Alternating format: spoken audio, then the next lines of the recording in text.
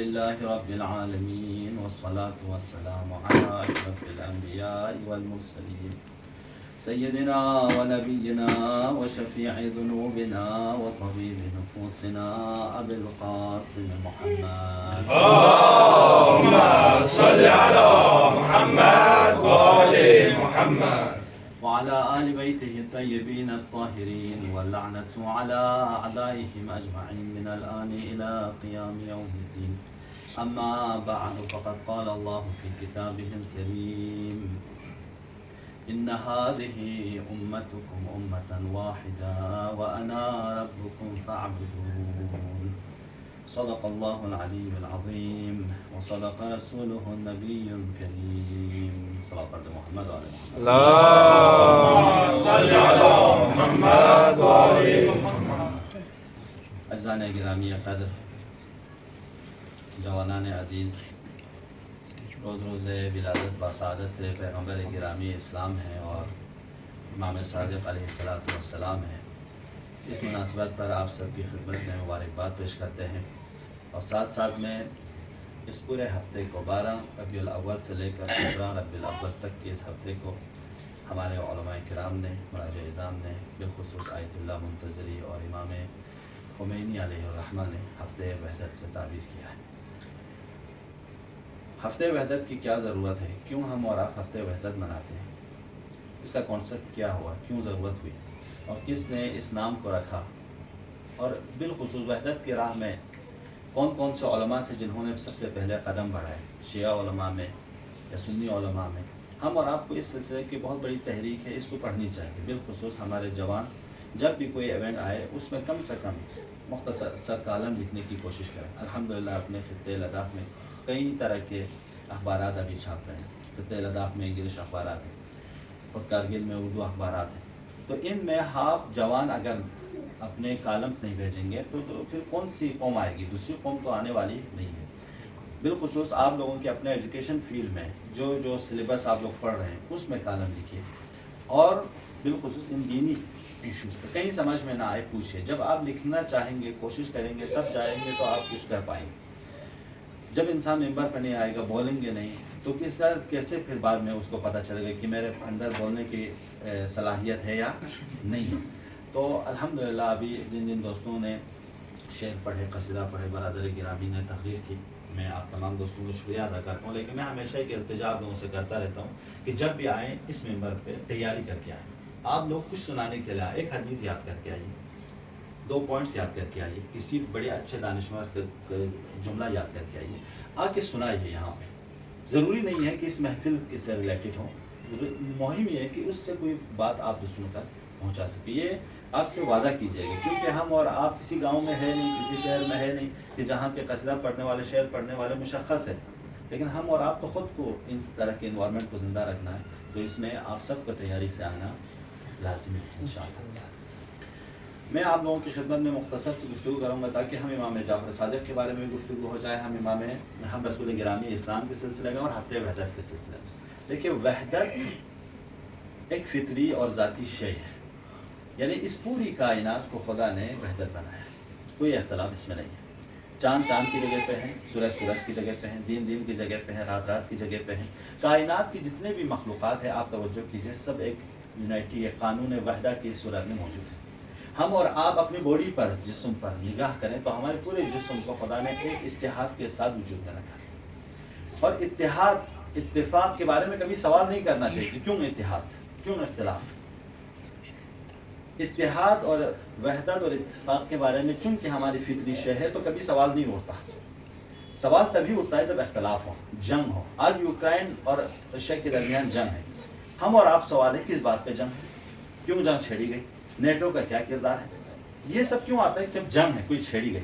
ہم اور آپ کو پتا ہے کہ آج ترکیہ میں جنگ ہے، وہاں کے فوج میں اور ان کے دہشت گردوں میں جنگ ہے. جب ہم اور آپ کو جنگ کی خبریں آتی ہیں تب سمجھ میں آتا ہے کہ جنگ کیوں ہے. سوال تب اٹھتا ہے اختلاف. مثلا آپ سالم ہو، سالم رہنا، صحت مند رہنا انسان کی فطری ضرورت ہے. امن و امان کے ساتھ صلح و صفا کے ساتھ رہنا انسان کی فطری سوال ہے. آپ اور ہم امن و امان کے ساتھ کبھی سوال نہیں کرتے آج ہم امن کے ساتھ کیوں ہیں؟ سوال کرتے ہیں؟ نہیں کرتے. آج ہم اتفاق کے ساتھ کیوں ہیں؟ سوال کرتے نہیں. چونکہ فطری ضرورت ہے. بھئی یہ اس طرح رہنا خدا نے قانون بنایا ہے. یہ ہمیں ایسے ہی ہمارے جسم کا، ہمارے زمانے کے، ہمارے اس دنیا کا تقاضا یہ ہے. کہیں پہ اختلاف ہو تو فوراً سوال کرتے ہیں. مثلا ایک انسان بیمار ہو جائے تب سوال کرتے ہیں بھائی کیا بات ہے، کیا ہوا ہے. کیونکہ اختلاف انسان کو سوال ابھارتا ہے، لیکن اتحاد کے ساتھ وہ کچھ نہیں. تو کائنات کو، پورے اس کائنات کو خدا نے ایک نظم کے ساتھ، اتحاد کے ساتھ وجود میں لایا. خدا نے نباتات کو نباتات کی جگہ پہ، حیوانات کو حیوانات کی جگہ پہ، انسانوں کو انسانوں کی جگہ پہ، تو پوری کائنات کو جاندار اور بے جان میں تقسیم کیا. اب ان جانداروں میں خدا نے کچھ تقسیم کی. جانداروں میں کچھ نباتات ہیں. ہم پیڑ پودوں کا ہدف و مقصد یہ ہے کہ وہ اپنے سے افضل چیز پر قربان ہو. یہ قانون الہی ہے. تو لہٰذا وہ پیڑ پودے لقمہ بنتا ہے حیوان کے لیے. حیوان اس سے افضل ہے. حیوان میں انسان ہے، حیوان میں دوسرے جانور ہیں، اس کے لقمہ بنتا ہے. یہ اس کے ہدف ہے. اب حیوانوں کا ہدف و مقصد کیا ہے؟ حیوانوں کا ہدف و مقصد یہ کہ وہ اپنے سے افضل پر قربان ہو. تو لہٰذا وہ انسانوں کے لقمے بنتا ہے. انسان اسے کھاتے ہیں، انسان اسے استعمال کرتے ہیں. یہ اپنے کو خدمت کرتا ہے اپنے سے افضل چیز میں. اب خدا کہتا ہے انسان تو اس پوری کائنات کا اشرف المخلوق ہے، سب سے بہترین پیور. اگر کریشن خدا کے نزدیک ہے، پرفیکٹ کریشن اگر خدا کے نزدیک ہو، انسان ہے. انسان سے افضل اور چیز کوئی نہیں. تو اب انسان اپنے آپ کو دنیا پر قربان کرنی چاہیے اور اپنے سے افضل چیز پر. یہ پوری کائنات کو خدا نے انسان کے لیے وجود میں لایا، اور خود انسان کو خدا نے کس کے لیے وجود میں لایا؟ خدا کہتا ہے میں نے تجھے اپنے لیے وجود میں لایا. یا عبد کن مثلی او مثلی، اے میرے بندے یا مجھ جیسا بنو یا مجھ جیسوں کی طرح بنو. اقول للشیء کن فیکون، جب میں کسی چیز سے کہوں ہو جا تو ہو جاتا ہے.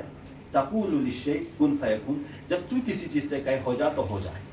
تو یعنی خدا کہتا ہے تو اس مرتبے پہ آ جا، تو خلیفہ ہے، اس زمین کا جانشین ہے، تو میری باتوں کو اس دنیا والوں تک پہنچانے والا ہے. تجھے میں نے اس لیے خلق کیا ہے. لہٰذا انسان سے کہتا ہے کہ انسان کے افضل ترین ہدف یہ ہے کہ وہ راہ خدا میں شہید ہو جائے.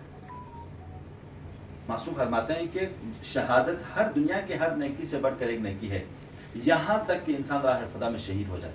اور جب انسان راہ خدا میں شہید ہو جاتا ہے اس سے بڑھ کر کوئی اور درجہ نہیں ہے.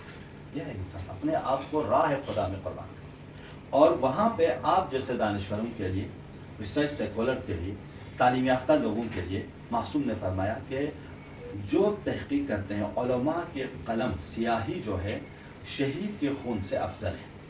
مداد العلماء افضل من دماء الشہداء. علماء کے سیاہی، ریسرچ، تحقیق آپ جب لکھو گے تب شہداء کی فضیلت سمجھ میں آئے گا. آپ جب لکھو گے تب ایثار و قربانی سمجھ میں آئے گا. آپ جب لکھیں گے تب قوم کو آگے تک لے جا سکتے ہیں. یہ تحقیق کی کتنا اہمیت ہے. یعنی معصوم فرماتے ہیں، پیغمبر فرماتے ہیں کہ اگر آپ تحقیق کرنے والے ہو، آپ کی ایک تحقیق سے اس قوم کو آگے بڑھا سکتے ہیں، اسلام کی طرف کامیابی ہے، تو اس علماء کے ریسرچ کی تحقیقات کی وہ سیاہی افضل ہے کس سے؟ شہداء کے خون سے. اور شہداء کا اسٹیج کیا ہے؟ یعنی کائنات میں سب سے افضل ترین مقام کیا ہے؟ راہ شہداء. آپ دیکھیے، تو آپ اگر لکھیں گے نا، آپ تحقیق کریں گے، ریسرچ کریں گے، تب جا کے اس قوم کو آگے لے جا سکتے ہیں زمانوں. جب تک لکھیں گے نہیں، پڑھیں گے نہیں، ہمارے پاس کی تاریخ ہمارے پاس نہ ہو تو ہم اور آپ کیسے پہچان سکتے ہیں؟ ویسے آج کے دور کو آپ پریزنٹ کر سکتے ہیں مستقبل والوں کے لیے. یہ عام اور ہماری ذمہ داری. لہٰذا اس پوری کائنات کو خدا نے کیا ہے؟ ایک نظم کے ساتھ وجود میں لایا. اختلاف نہیں ہے. جب نظم کے ساتھ ہے تو خدا کہتا ہے کہ وَاعْتَصِمُوا بِحَبْلِ اللَّهِ جَمِيعًا، کہ دیکھو اب یہاں پہ خدا کی رسی کو مستحکم سے پکڑے رکھو. وَلَا تَفَرَّقُوا، اور اختلاف مت کرو.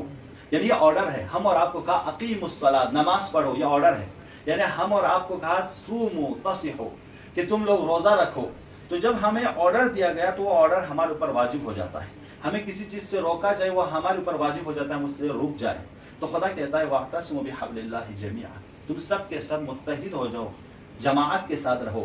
یہ آرڈر ہے، حکم خدا ہے. جس طرح ہم نماز نہ پڑھیں گنہگار ہوں گے، ویسے ہی ہم متحد نہ رہیں گنہگار ہیں. حکم خدا کے مخالفت ہے. اب یہاں پہ ہے حبل اللہ سے مراد کیا ہے؟ خدا کی رسی کو مستحکم سے مضبوطی سے پکڑے رہو. تو یہاں پہ حبل اللہ کیا ہے بھائی؟ کون سی رسی ہے جسے ہمیں پکڑ کے رکھنا ہے؟ واضح ہو رہے ہیں؟ یہاں پہ علماء فرماتے ہیں حبل اللہ سے مراد اسلام ہے. جناب راہ اسلام پہ چلو. ایک بعض علماء فرماتے ہیں یہاں حبل اللہ سے مراد قرآن ہے. علامہ طباطبائی فرماتے ہیں کہ قرآن وہ واحد کتاب ہے خدا کی جس نے زمین اور آسمان کو منسلک کر رکھا ہے. لہٰذا پیغمبر فرماتے ہیں دیکھو قرآن کا ایک سرا آسمان میں ہے اور اس کا ایک سرا تمہارے پاس ہے، تو اسے مستحکم سے پکڑے رہو تو گمراہ نہ ہو. یعنی قرآن پر ریسرچ کرو، قرآن پر پڑھو، قرآن کو تحقیق کرو. جوانوں کے لیے ہم کیا کہہ سکتے ہیں؟ جیسا ابھی ابراہیم بھائی نے کہا ایک آیت نے بہت سے دہشت گردوں کو، بہت سے گمراہ لوگوں کو نجات دی ہے. ایک شخص ہے جو چوری کرنے جا رہا ہے، گھر کے صاحب گھر جس گھر میں وہ چوری کرنے جا رہا ہے، وہاں کی عورت قرآن پڑھ رہی ہے اور کہہ رہا ہے کہ تو سمجھ رہا ہے قرآن کی آیت کی تلاوت کر رہا ہے کہ تو سمجھ رہا ہے خدا دیکھ نہیں رہا ہے، خدا تجھے اس حالت میں بھی دیکھ رہا ہے کہ تو رات کے اندھیرے میں آئے خدا دیکھے. اسی دیوار سے وہ گر جاتا ہے کہ خدا ہے تو اس حالت میں مجھے دیکھتا ہے، تب میری کام. ایک ڈاکومنٹری ہے، آپ اس کو دیکھ لیجئے گا کہ امریکہ کا بہت بڑا فوجی کمانڈر تھا، اس کو بھیجا گیا تھا جرمنی میں یا اس میں اس ایک شہر میں جہاں پہ اس مسجد کو ختم کرنے کے، مسلمانوں کو تباہ برباد کرنے کے لیے. وہ آتا ہے، آنے کے بعد کہتا ہے یار مجھے ان کو تباہ تو کرنا ہے، میری پالیسی مجھے جو ڈیوٹی دی گئی ہے مجھے ان سب کو ختم کرنا ہے. اب میں ایک بار دیکھتا ہوں یہ لوگ کرتے کیا ہیں. آئے مسجد میں جا کے دیکھتے ہیں تو کچھ قرآن پڑھ رہے ہیں، نماز پڑھ رہے ہیں، اس کو سمجھ نہیں آتا. ایک سے کہتا ہے کہ اب میں اس کتاب کو پڑھ سکتا ہوں، تو کہتا ہے نہیں کیوں نہیں، یہ کتاب آپ پڑھ سکتے ہیں. جب اس نے پڑھا تو وہاں پہ ایک آیت پہ پہنچے. آیت پہ پہنچنے کیا کہ من احیا نفسا فکأنما احیا الناس جميعا، جو ایک شخص کو زندہ کرتا ہے گویا اس نے پوری انسانیت کو زندہ کیا. ومن قتل نفسا فکأنما قتل الناس جميعا، جس نے انسان کو قتل کیا گویا اس نے پوری کائنات کو قتل کیا ہے. تو وہ اسی پہ ڈھک ڈرتا ہے بھائی میرے لیے کافی ہے. اب وہ شخص وہیں سے بند کر کے آتا ہے میں اس قوم کو نہیں مار سکتا، میں اس قوم کو قتل نہیں کر سکتا. تب سے قرآن پر ریسرچ کیا. آج کہتا ہے کہ وہ ڈاکومنٹری آپ لوگ دیکھ لیجیے، میں بھیج بھی دوں گا گروپ پہ. وہ شخص آج امریکہ میں سب سے بہترین اسکالرس میں سے جو اسلام کو تبلیغ کر رہے ہیں، اسلام کو دوسروں تک پہنچا رہے ہیں. یہ ہے قرآن کی آیت. تو آپ مت سمجھے گا کہ 10 آیت 20 آیت پڑھیں، کوانٹٹی کو مت دیکھیے کہ میں نے 10 پارے پڑھے 20 پارے پڑھے، اس میں مت چاہیے. آیتوں کا ترجمہ تفسیر کے ساتھ پڑھیے، تب جائے کہ آپ کو ایک آیت آپ کو ہدایت کر سکتے ہیں، ایک آیت آپ کو راہ کی طرف دے سکتے ہیں. یہ بہت ضروری ہے. بہت سے آپ تو قرآن کے اوپر ان چیزوں کے اوپر دیکھیں کہ بہت سے ایسے گمراہ لوگ تھے جو ایک آیت نے ان کو بیدار کیا. ایک آیت کافی ہوتی ہے انسان کے لیے. کبھی کبھی دیکھیں ہمارا دل کبھی کبھی تیار رہتا ہے، تو اس وقت جب آپ پڑھ رہے ہوں گے وہ چیز جب بیٹھ جائے نا آپ کی زندگی کے جہد چینج ہو جائے گا، ڈائریکشن بالکل چینج ہو جائے گا. وہ پڑھیں ہم وہاں. تو یہ قرآن حبل اللہ ہے. قرآن کہتا ہے کہ یہ حبل اللہ، اس کو پکڑے رہو. ایک کیا ہے؟ اسلام ہے، یعنی اسلام کے قانون کے مطابق چلو. دوسری تفسیر، تیسری تفسیر حبل اللہ سے مراد کہتا ہے اہل بیت علیہ السلام ہے. اب یعنی اہل بیت کے کہنے پر چلو. پیغمبر گرامی اسلام فرماتے ہیں میرے اہل بیت تمہارے بنسبت ایسے ہیں جیسے سر بدن کے لیے، آنکھ سر کے لیے. یعنی بغیر سر کے بدن کو ہدایت نہیں ملتی، بغیر آنکھ کے سر کو ہدایت نہیں ملتی. تم چاہتے ہو اس کائنات میں کامیاب ہونا، ہدایت مند ہونا، تو بغیر اہل بیت کے تمہیں ہدایت نہیں مل سکتی. یہ ہے حبل اللہ. ان سب کا مقصد کیا ہے؟ ذکر الہی کو زندہ رکھنا. یعنی آپ اسلام کو پڑھیے، وہ بھی آپ کو خدا سے نزدیک کرتے ہیں. قرآن کو پڑھیے، وہ بھی آپ کو خدا سے نزدیک کرتا ہے. اہل بیت علیہ السلام کے راہ پہ چلیے، وہ بھی آپ کو قرآن سے خدا سے نزدیک کرتا ہے. یہ ہے حبل اللہ. تو وَاعْتَصِمُوا بِحَبْلِ اللَّهِ جَمِيعًا وَلَا تَفَرَّقُوا، یعنی اب تم اسلام کے مستحکم سے تھامے رہو، اہل بیت کو مستحکم سے تھامے رہو، قرآن کو مستحکم سے تھامے رہو، تو کبھی گمراہ نہیں ہوں گے. پیغمبر نے یہی 2 چیزیں آخری وقت وصیت کی کہ اے مسلمانوں اگر چاہتے ہو میرے بعد گمراہ نہ ہونا تو ان 2 چیزوں کو میں تمہارے درمیان چھوڑ کے جا رہا ہوں، ان کو مستحکم سے تھامے رہو. ایک قرآن، ایک میرے اہل بیت. ان سے اگر متمسک رہو گے تم گمراہ نہیں ہوں گے. کتنا بہترین راستہ ہے جوانوں. آج کی دنیا میں انسان کو قلمرو، اس کے رول میں واضح ہونا ضروری ہے زندگی کا. اور پیغمبر گرامی اسلام ہم آپ کو بتا کے جا رہے ہیں اپنی زندگی کو رول میپ دینا چاہتے ہو، ایک قرآن کو سمجھو، ایک اہل بیت کو سمجھو. خود بخود تمہیں بتایا گیا کہ قرآن اہل بیت دونوں آپ کو اپنی زندگی کے مقصد سعادت مندانہ زندگی کی طرف لے جائے. تو لہٰذا وَاعْتَصِمُوا بِحَبْلِ اللَّهِ جَمِيعًا کہ آپ سب اہل بیت سے، قرآن سے اور اسلام سے جڑے رکھو، اس رسی کو مستحکم سے پکڑے رہو. وَلَا تَفَرَّقُوا، اختلاف مت کرو. اب ان میں اختلاف مت کرو. اب مت کہو کہ اہل بیت کی ضرورت نہیں، ہمیں کتاب کافی ہے. اب یہ مت کہو کہ ہمیں کتاب کی ضرورت نہیں، اہل بیت کافی ہے. ملنگی اور اخباریوں کی طرح اس طرح کے جملے مت کہو، بلکہ کہو ہمیں قرآن بھی چاہیے، ہمیں کتاب بھی چاہیے، ہمیں اہل بیت بھی چاہیے. اس کے بغیر ہماری کامیابی نہیں. تو یہ پورا اسلام، یہ اہل بیت ہم اور آپ سے کیا بات کہتے ہیں کہ المؤمنون انما المؤمنون اخوہ، یا انما المؤمنون کنفس الواحدہ، کانفس الواحدہ، کنفس الواحدہ، یہ مومنین سارے ایک دوسرے کے بھائی ہیں، مومنین سارے ایک ہی نفس، ایک ہی روح کے مانند ہیں۔ امام علی فرماتے ہیں کہ جماعت کے ساتھ رہو، اور چونکہ جماعت کے ساتھ ید اللہ مع الجماعہ، جماعت کے ساتھ خدا کی قدرت ہے، اور اختلاف مت کرو، اختلافات سے دوری اختیار کرو، اس لیے کہ جب تم جماعت سے جدا ہو جاؤ گے، مولا علی کے فرمان ہے، مولا علی جب جماعت سے جدا ہو جاؤ گے تو تم شیطان کے حوالے ہو جاؤ گے، شیطان تجھے گمراہ کر دے گا۔ اس کے بعد امام علی اس کو سمجھانے کے لیے کہتے ہیں کہ جب جانور، بھیڑ جب گلا سے جدا ہو جاتا ہے تو وہ جلدی ہی درندوں کے حوالے ہو جاتا ہے، یعنی اپنے گلا کہتے ہیں اس پورے جانوروں کی جھنڈ کو، اس گلے سے جب جانور جدا ہو جاتا ہے، اکیلا ہو جاتا ہے، تو وہ پھر لومڑی کے حوالے ہو جاتا ہے یا درندے جانوروں کے حوالے ہو جاتا ہے۔ ویسے ہی مولا فرماتے ہیں کہ وہ جماعت کے ساتھ رہو، اتحاد میں رہو، جیسے ہی آپ جماعت سے ہٹو گے آپ گمراہ ہو جاؤ۔ یعنی کیا؟ جیسے ہی آپ اسلام سے ہٹو گے، قرآن سے ہٹو گے، اہل بیت سے ہٹو گے، خود بخود تم گمراہ ہو جاؤ۔ پیغمبر فرماتے ہیں کہ ایک بالش بھی اگر تم نے جماعت سے دوری اختیار کر لی، گویا تم نے جو اسلام کا زیور پہنا تھا اسے اتار دیا ہے، یہاں تک کہ دوبارہ مل کے آؤ۔ اور اس کے بعد فرماتے ہیں کہ اس انسان کی موت جاہلیت کی موت ہے جو کسی رہبر کے سائے میں زندگی نہ کرے۔ کیا مطلب؟ رہبر کی ضرورت کب ہوتی ہے؟ جب جماعت ہوتی ہے۔ رہبر کب بنتے ہیں، امام کب بنتے ہیں؟ جب جماعت ہو، جب اس کے پیچھے لوگ ہوں۔ امام پیغمبر فرماتے ہیں کہ جاہلیت کی موت ہے۔ جاہلیت کی موت ہے کیا مراد جوانوں؟ جاہلیت کی موت سے مراد یعنی کفر و نفاق کی موت ہے، یعنی آپ نے دین پہ نہیں مرے، آپ کفر کی حالت میں مرے، نفاق کی حالت میں مرے، ضلالت کی حالت میں مرے ہیں، اگر آپ نے کسی جماعت، کسی امام کے رہبری میں رہ کر زندگی نہیں کیا، اتنا خطرناک ہے۔ اور اسی طرح آپ آگے جائیے، امام جعفر صادق فرماتے ہیں کہ مسلمان، ایک مومن دوسرے مومن کے لیے ایک جسم اور روح کی مانند ہے۔ ہمارے جسم کو، جب ہمارے جسم کی کسی عضو کو درد ہو تو پورے جسم احساس کر لیتا ہے کہ آج میرے آنکھ میں درد ہے، آج میرے ہاتھ میں درد ہے، آج میرے پیر میں درد ہے، آج میرے سر میں درد ہے، پورے جسم کے تمام پارٹس آف باڈی کو اس کی فیلنگ آ جاتی ہے کہ بھئی مجھے کہیں جگہ ہے۔ یہاں پہ امام جعفر صادق فرماتے ہیں، اے مسلمانوں، دنیا کے شرق و غرب میں کہیں بھی رہ رہے ہوں، تم سب کے سب ایک جسم اور روح کی طرح ہو۔ تو کہیں بھی ہو، اگر ایک مسلمان کسی پریشانی میں ہے تو تم اس کی پریشانی میں ساتھ دو۔ تو ہاں کہیں مشکل ہے تو اس کے ساتھ دو۔ لہٰذا پیغمبر نے کیا فرمایا؟ لیس منا، ہم میں سے نہیں ہے جو کسی مسلمان پر ظلم ہو رہا اور وہ خاموشی اختیار کرے۔ اتنا خطرناک یونیورسل پیغام ہے۔ ان میسیج کو آپ اور ہم دیکھیں نا، آپ ان میسیج کو انگلش میں، اپنے لٹریچر میں، تحقیقات میں لائیے نا، تبھی تو دنیا بیدار ہوگی۔ اس رسالت کو ہم اور آپ کو تو نبھانا ہے۔ یہ اس طرح کی پوائنٹس کون بتائے گا؟ ایک پیغمبر کے علاوہ، ایک امام کے علاوہ۔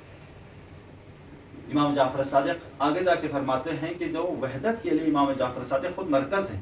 آپ اور ہم کو معلوم ہے کہ ہمارے دین پیغمبر گرامی سے شروع ہوا، لیکن شریعت کی جو عروج ہے وہ امام جعفر صادق اور امام باقر کے دور سے ہے، جہاں پہ قال الصادق قال الباقر ہمارے پاس اتنی کثیر تعداد میں ہے۔ خود امام جعفر صادق کے زمانے میں اہل سنت کے اتنے علماء تھے کہ 4000 سے تو زائد صرف راوی تھے اہل سنت جو امام جعفر صادق کے درس میں رہ کر، کلاسوں میں بیٹھ کر پڑھتے تھے، یا جتنے بھی ان کے فقہی امام ہیں، امام ابو حنیفہ ہیں، شافعی ہیں، مالک ہیں، جن کے بڑے بڑے فقہا ہیں، وہ سب کے سب امام جعفر صادق کے مستقیم شاگرد ہیں یا کوئی غیر مستقیم شاگرد ہیں۔ ابو حنیفہ خود کہتے ہیں اللہ سنتان لہلک النعمان، اگر 2 سال امام جعفر صادق کے ساتھ میں نہیں رہتا تو آج میں ہلاک ہو جاتا۔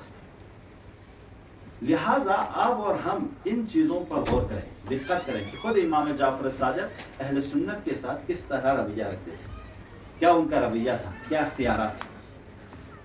لہٰذا امام جعفر صادق ہمیشہ فرماتے تھے کہ دیکھو اہل سنت مسلمان، سارے مسلمان اسلام کے فرزند ہیں، ایک دوسرے کے بھائی ہیں۔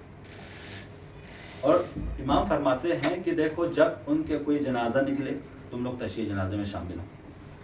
ایک وحدت کی بات پہ میں کہہ رہا ہوں، یہاں کتنے ہمیں امام جعفر صادق کی سیرت یہ رہی ہے۔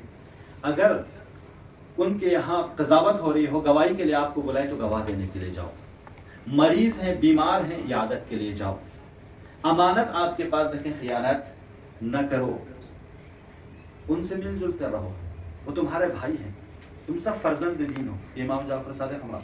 آج میں آپ سے سوال کروں کہ بھئی وحدت سے مراد کیا ہے؟ ہم اتحاد کریں اہل سنت کے ساتھ تو کیا شیعہ سنی بن جائیں یا سنی شیعہ ہو جائیں؟ ہم اور آپ کیا سمجھتے ہیں اس سے؟ کیا شیعہ سنی ہو جائیں یہ وحدت ہے یا شیعہ لوگ سنی لوگ شیعہ بن جائیں یہ وحدت ہے؟ کیا مراد ہے وحدت سے؟ وحدت سے مراد کبھی یہ نہیں ہے جوانوں. وحدت سے مراد شیعہ کو سنی بنانا نہیں ہے, سنی کو شیعہ بنانا نہیں ہے. وحدت سے مراد یہ ہے کہ ہمارے درمیان مشترکات ہیں. ایک مشترک قرآن ہے, ایک مشترک پیغمبر کی ذات ہے, ایک مشترک کعبہ ہے, کچھ اصول ہیں, ان پہ ہم سب متحد ہیں تو ہم ان پر اتحاد ہو جائیں. جو اختلاف ہیں اس پہ گفتگو کریں, چونکہ اختلاف کی اصل وجہ کیا ہے؟ اختلاف کی اصل وجہ ہے کہ ہم ایک دوسرے کو پہچانتے نہیں. آپ اور ہم یہاں پہ آئے نہیں, ایک دوسرے کو پہچانے نہیں. آپ اچمل سے ہیں, نو سوت سے ہیں, آپ برسوں سے ہیں, فلان صاحب سلیسکوٹ سے, مجھے کیسے پتہ چلے گا؟ جب پہچانیں گے نہیں, جب ملیں گے نہیں. اہل سنت کے یہاں تبلیغ ہوتی ہے کہ شیعوں کے پاس جو کتاب ہے وہ دوسری کتاب ہے, 40 پاروں کی ہے یا ان میں کم ہے, کچھ آیتیں نہیں ہیں, کچھ قرآن کی سورے نہیں ہیں. یہ تبلیغ کی جاتی ہے. درحال کہ وہ آ کے ہمارے مسجدوں میں دیکھیں, ہمارے حسینیہ میں آ کے دیکھیں, آپ جوانوں سے ملیں, آپ کے موبائل میں دیکھیں تو پتہ چلے یار جو قرآن ہم روزانہ پڑھتے ہیں وہی ان کے بچوں کے پاس بھی ہیں, یہ لوگ بھی پڑھتے ہیں. کیوں؟ ہم اور آپ رابطے میں نہیں ہیں, آپس میں ملے ہوئے نہیں ہیں, اسی بنا پر ہم اور آپ کے درمیان اختلاف ہے. لہٰذا علماء نے کہا ہفتے وحدت کو رکھیں گے تاکہ شیعہ سنی اس پوائنٹ پر ایک ہو جائے. ہم اور آپ 70 سال سے زائد ہوئے. دوسرا پوائنٹ ہمارے دشمنوں کا ہے, دشمنوں نے ہم اور آپ کو بانٹ رکھا ہے. ڈیوائڈ اینڈ رول, توڑو, ان کو کیا ہے تقسیم کرو اور حکومت کرو, یہ تو غربیوں کا نعرہ رہا ہے. ٹھیک ہے, تو یہ ان کا نعرہ رہا ہے تو اس میں ہم اور آپ بھی شریک ہیں. تو ہم مسلمانوں کو مسلمانوں کے ذریعے اختلاف میں ڈالیں گے, شیعوں میں کچھ عناصر ایسے وجود میں لائیں گے کہ ہم آپس میں لڑتے رہیں, سنیوں میں کچھ عناصر ایسے لائیں گے جو سنیوں آپس میں لڑتے رہیں, یا کچھ بڑے پیمانے پہ آئیں تو کچھ شیعہ ایسے بنائیں گے جو سنیوں کو برا بلا کہتے ہوئے نکالیں گے, کچھ شیعہ ایسے بنائے جو سنی ایسے بنائیں گے علماء کی وجہ میں جو شیعوں کو برا بلا کہتے ہوئے. یہ دشمن کی پالیسی ہے, ان کو ایسے کر دو. ایسے دشمنوں کے مد مقابل میں امام خمینی علیہ الرحمہ نے کہا کہ بھئی ہم مسلمانوں کو جو 12 ربیع الاول سے لے کر 17 ربیع الاول کسی کو اختلاف کا سبب کر رہے ہیں دشمن, کسی کو اتحاد کا سبب بناؤ. اس میں سب ہفتے یونٹی ویک مناؤ, ہفتے وحدت مناؤ. تو یہ بہت مہم ہے. آج کے دور میں ہمارے فریضہ بہت زیادہ ہے جوانوں, بالخصوص آپ پڑھے لکھے جوانوں کے. اپنے حلقے میں, اپنی جگہ پہ آپ شیعہ سنی بھائیوں سے ملیے, ان کے مسجدوں میں جائیے. میں آپ کو 2-3 روایتیں نقل کروں گا, انشاءاللہ بعد میں علماء سے بھی پوچھنا, دوسرے محققین سے بھی پوچھنا کہ واقعی یہ روایتیں صحیح ہے یا نہیں ہے. من لا یحضر الفقیہ کی ایک روایت ہے کہ امام جعفر صادق نے فرمایا کہ سنیوں کے صف اول میں جا کے نماز پڑھنا پیغمبر کے پیچھے نماز پڑھنے کے برابر ثواب ہے. اللہ اکبر. کیا تو یہ کیا بتا رہے ہیں؟ یعنی یہ ہم اور آپ کو بتا رہے ہیں نہ چیز جائز ہے بلکہ ثواب کا بھی مستحق ہوں گے آپ. وسائل الشیعہ میں ایک روایت امام جعفر صادق سے, امام فرماتے ہیں کہ اہل سنت کے صف اول میں شریک ہونا جہاد فی سبیل اللہ کی طرح ہے. یہ کیا بتانا چاہ رہے ہیں؟ یعنی یہ ہم اور آپ کو بتا چاہنا وحدت اتنا مہم ہے, تم آپس میں ملے رہو. آپسی اختلاف تو ایک گھر میں ہم اور آپ میں اختلاف نہیں ہے, کوئی بڑا ہے, کوئی چھوٹا ہے, کوئی سمجھدار ہے, کوئی پڑھا لکھا ہے, کوئی ان پڑھ ہے, یہ اختلاف رہے گی. یہ تو یہ جامعے کی یہی خوبصورتی ہے. لیکن یہ اس اختلاف کو دشمنی میں تبدیل ہونے نہ دو. ہم ایک سنیوں کو برا والا کہہ رہے ہیں, یہ غلط ہے. تو اب اس میں اب اس کا مطلب یہ نہیں ہے کہ ہم شیعوں کی تمام غلطیوں کو حق مانیں, سنیوں کے تمام غلطیوں کو حق مانیں. ایسا نہیں. جہاں پہ حق ہے حق میں سب لوگ متحد ہو جاؤ, جہاں پہ غلط ہے وہاں پہ گفتگو شروع کرو. تضارب الآراء, امام علی فرماتے ہیں تضارب الآراء بعضها ببعض, ایک دوسرے کے نظریات کو کھنگالو, ملاؤ. بھئی آپ کا نظریہ اس پہ کیا ہے, ان کا نظریہ کیا ہے, مالکی کا نظریہ کیا ہے, شافعی کا نظریہ کیا ہے, شیعہ کا نظریہ کیا ہے, جوڑو, پہلے کھنگالو, کئی لکئی, تاکہ آپ لوگ صحیح نتیجے پر پہنچ سکیں.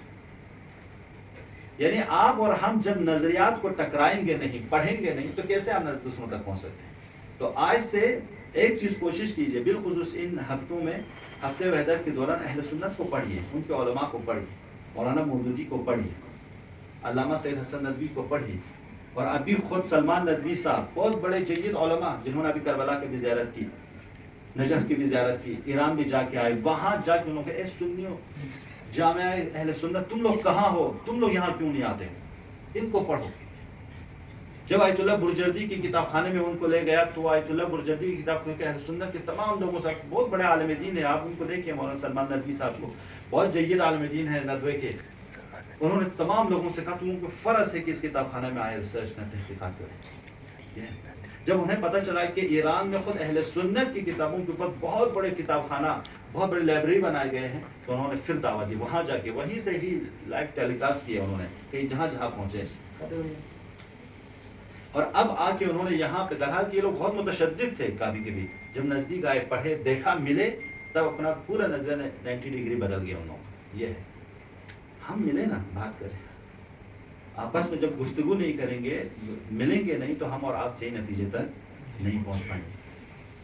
ڈاکٹر حارث کے بارے میں یہ قضیہ ہے، اس کے بعد شاید کھانا بھی آ جائیں سب تک کے لیے، تھوڑا سا بیکار ہو جائیں گے ہم لوگ، اور 2-3 پوائنٹ سن لیجیے گا۔ ڈاکٹر حارث جنہوں نے 4 سبجیکٹ میں PhD ہولڈر ہے، ٹھیک ہے، جنہوں نے بہت سے، ڈاکٹر حارث کے بارے میں دیکھ لیجیے گا آپ لوگ، انہوں نے قانون میں، میتھمیٹکس میں، کیمسٹری میں، بہت سی 4 سبجیکٹ میں PhD لیول کے ہولڈر اور بہت نظریہ پرداز شخص ہیں۔ انہوں نے ایک کتاب لکھی، اس کتاب کا نام ہے کہ life 100 people who change the world, 100 لوگ جنہوں نے دنیا کو بدلا۔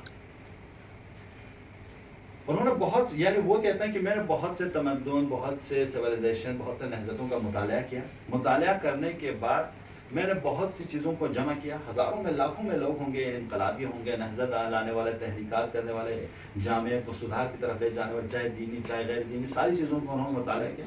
مطالعہ کرنے کے بعد 100 لوگوں کو انہوں نے چوائس کیا، اس میں سب سے پہلے حضرت محمد مصطفیٰ صلی اللہ علیہ وسلم، اللهم صل على محمد وآل محمد، ان کو انتخاب کیا، درحال کہ خود عیسائی ہے۔ ان سے سوال کیا گیا کہ آپ عیسائی ہو، حضرت عیسیٰ کو 7ویں نمبر پہ رکھا ہے، حضرت موسیٰ کو 3رے نمبر پہ، حضرت محمد کو پہلے نمبر پہ لایا، وجہ کیا ہے؟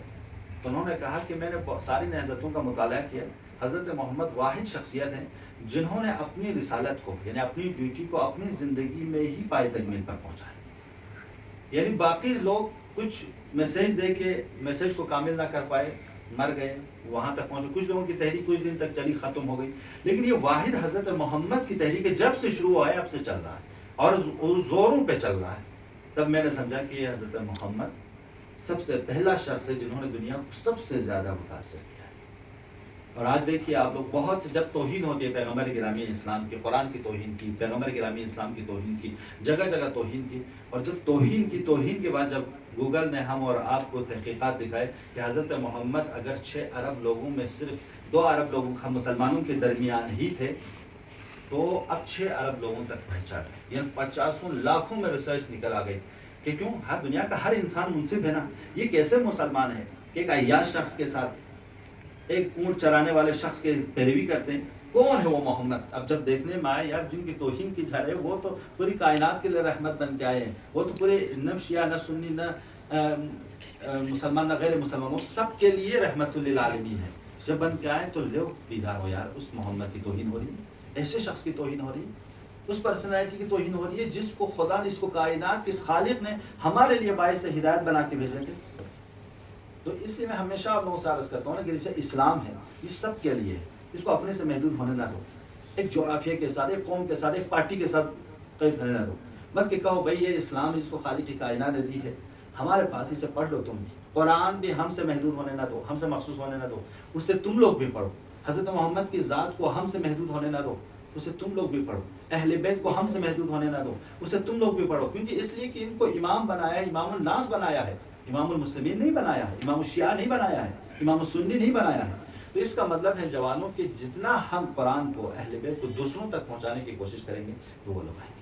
پیغمبر گرامی اسلام کے زمانے میں قرآن جب پیغمبر پڑھتے تھے تو ان کے بت پرست بہت بڑے شاعر لوگ رات کے چھپ کر آ کر صبح کے ٹائم پہ حضرت محمد کی تلاوت سنتے تھے۔ کیوں؟ انہوں نے کہا یا ما ھذا کلام البشر، یہ انسان کا کلام نہیں ہے جو محمد سنا رہے ہیں، کچھ اور ہے، اس پہ بیداری ہے۔